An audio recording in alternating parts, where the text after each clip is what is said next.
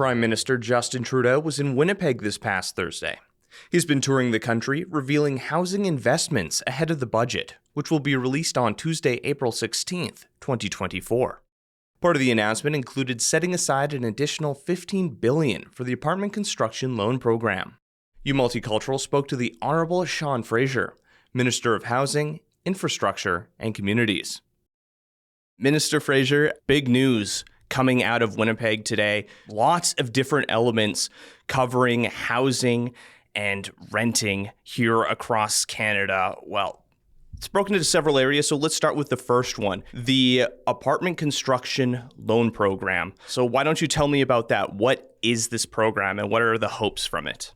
Sure. And look, let me start by saying thanks for the opportunity to connect. So before I squarely address the apartment construction loan program, you should know that this is part of a broader plan that we're going to be releasing before the budget that will be a plan specifically to address the housing crisis in Canada. There's three main things that we're trying to do with the plan. The first is to build more homes to address the supply gap. The second is to support the most vulnerable Canadians. And the third is to make it easier to rent and buy a home. The apartment construction loan program is focused on building more homes so we can bring prices down over time and make sure there's enough housing for everybody. This is one of my favorite programs in government. And one of the reasons I like it so much is it helps not only build more homes, it helps reduce the prices for rentals in cities right across the country. So this is a program that we think is going to add more than 130,000 new homes before we factor in additional provincial measures that might be layered on top of it. And the way it works is that we pass on the low rate of borrowing the federal government gets in exchange for a commitment from home builders who borrow the money that they're going to offer certain numbers of units rather, at prices that are based on the median income level in the given housing market that they're in. So it works that it's 30% of the median income in a given housing market is what they can charge for rent for a certain proportion of the units. So it accomplishes two ends. One is it helps build a lot more homes, literally 130,000 just at the federal portion. And in addition to that, it helps bring rents down over time by making sure that they're offered typically at below market levels based on what middle income earners can afford. So will this be kind of a lump overview of the country, or will it be broken down for each province? Because, cost of living is different from Ontario, here in Manitoba. It's very different. Yeah, so this is a program that's going to have two components. So one is a direct lending function that can go to home builders specifically. And home builders use this program today. And we're making some changes to make it easier for builders who have multiple projects at a time and to make it faster for frequent builders who we know and are familiar with. The second component is going to be offered through a new initiative called Canada Builds. And this is one where we're going to strike deals with provincial governments to level up what we can get done. The first deal was actually signed a number of weeks ago with the provincial government of British Columbia, where we put $2 billion on the table in exchange for a combination of access to provincial land and to provincial financing to make sure that middle-class workers can afford to live in the communities where they work. Nurses and firefighters and teachers should be able to live in Vancouver if they work in Vancouver. The same is true in every other city. And when we actually negotiate those deals with provinces based on how much they're willing to put forward, we think we can get a better return on our investment. So the exact amount broken down by province will depend on the level of ambition that each province is willing to come to the table with. I know part of this conversation you're mentioning that this Canada Builds is based loosely on the BC Builds initiative. You feel that it is a good example of how to move forward. Another thing that was mentioned was home buyers and renters bill of right issued within these steps. You're mentioning those conversations with provinces. What are those early interactions like right now with the Premier and other cabinet members in these early discussions? So it depends on the specific province. And because this is a pretty fresh idea, although we've broadcasted previously, we were interested in moving this direction. The response has been different from different jurisdictions. So what we're trying to do with the Renters' Bill of Rights is to crack down on rent evictions, for one.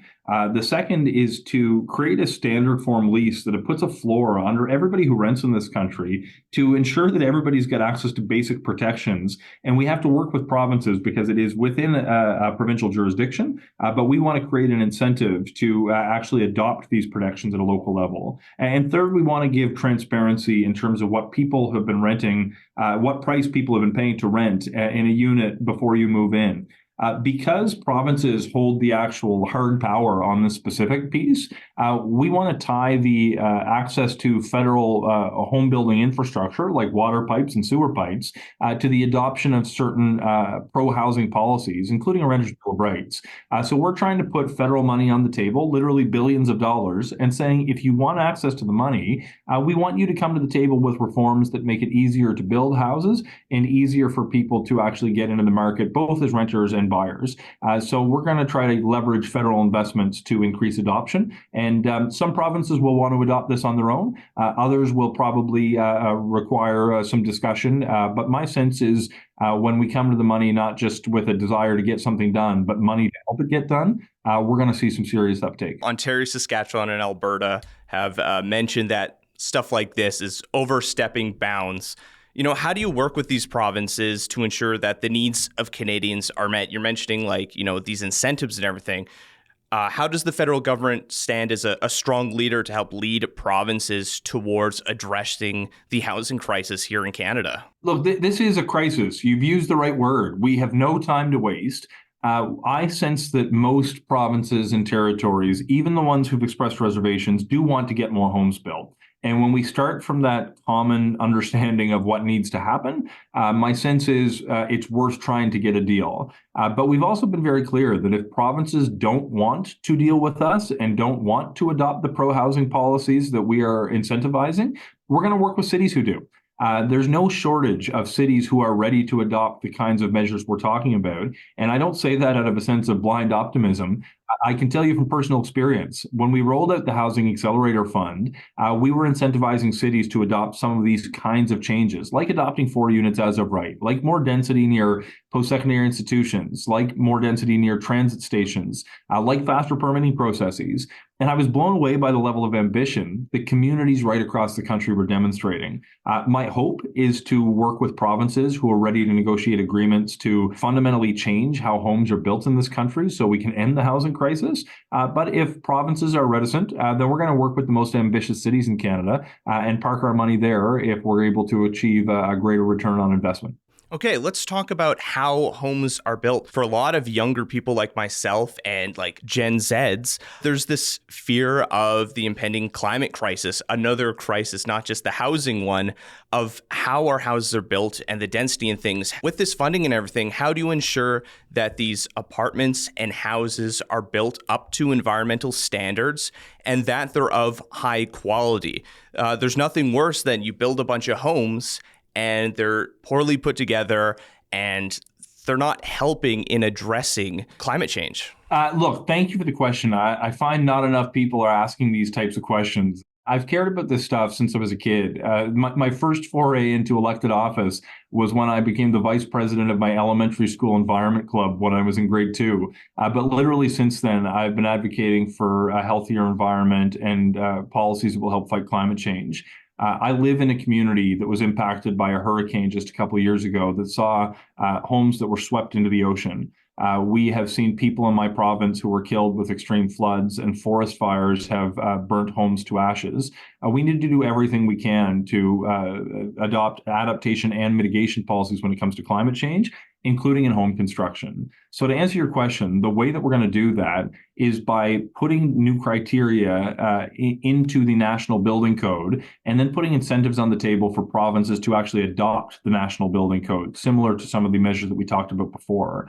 In addition, we have the opportunity to work with the design catalog that we're producing now to create pre-approved designs, and we'll work with municipalities and with provinces to ensure that we're not compromising on environmental outcomes when we're trying to speed up the process of home building. And I don't think these two have to work against one another. And you often point, and in fact, I've had some opposition MPs suggest it was a bad idea to insist on efficiency in building code standards because it's going to drive up the cost of home building. But I can tell you, I come from a rural community. My neighbors who use home heating oil and live in a 100-year-old home can barely afford to keep their home warm in the winter. When we actually invest in efficiency and we incentivize the adoption of heat pumps and we insist on a building envelope that is efficient and passive where we can actually reduce the cost of living for the people who live in those homes. You got to keep in mind, it's not just the cost of building that impacts the cost of living. It's the cost of keeping a place running, whether that's rent, whether that's your power bill, whether that's your mortgage. All of it's tied together. But in the 21st century, we have to insist that we're going to have a base level of efficiency. You think it's expensive to build a home? Try building it twice after you build it near a coastline and it gets swept into the ocean. We have to be sensible about these policies, recognize the era that we live in, and adopt policies for the generation, not just that lives here today, but is going to come for the next number of decades. Yeah, well, for many Manitobans, we have those scorching hot summers. And I mean, although this winter was relatively tame, those really cold winters, trying to find a balance between those two, the hot and the cold, it takes a lot. And as you're addressing there, maybe over the long period, if you don't have an efficient home, it's going to eat up at your saving. It's going to cost a lot more in the long run. Looking towards the future, we have these new programs and initiatives that are being brought out, the Canada Builds and the Homeowners and Renters Bill of Rights being discussed. What's sort of next once these things come through? For some people, it feels like some of these things don't go far enough. That changes to earning credit for paying rent on time is a good step.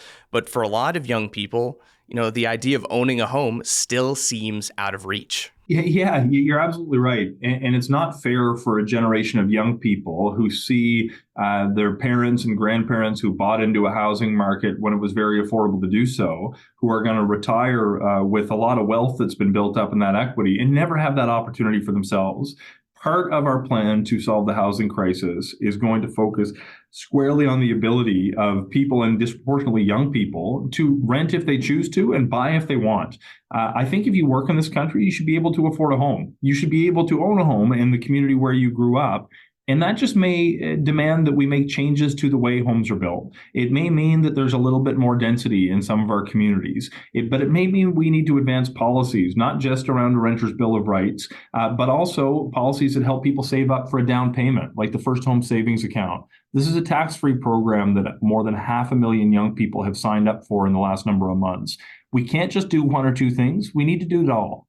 We need to do everything we can to build more homes by changing the way cities build homes, by reducing the cost of home building, by changing the way that we manufacture homes. So we do it in factories and build them year round, the way we do cars. We don't build cars the way we did 100 years ago. We don't need to build houses the way we did 100 years ago. But we also have to put measures in place that restore a level of affordability for our most vulnerable, and specific measures in place designed for young people to find more affordable rents and save up for a down payment so they can actually own a home if that's what they choose. Over the course of the next couple of weeks, we're going to be pumping out a handful of more measures that are designed specifically to meet these goals. And perhaps we can chat again once some of those are released in advance of the federal budget. Minister Fraser, thank you again. Me and many other voters will be watching this closely, especially with the budget coming out, and seeing how your policies will affect the lives of Canadians. I'm looking forward to sharing more details over the next couple of weeks, and I think we want to see the same thing. Voters will be paying close attention to these programs as the federal budget approaches, watching to see how these and future announcements will manage the growing housing crisis in Canada. With you, Multicultural, I'm Ryan Funk.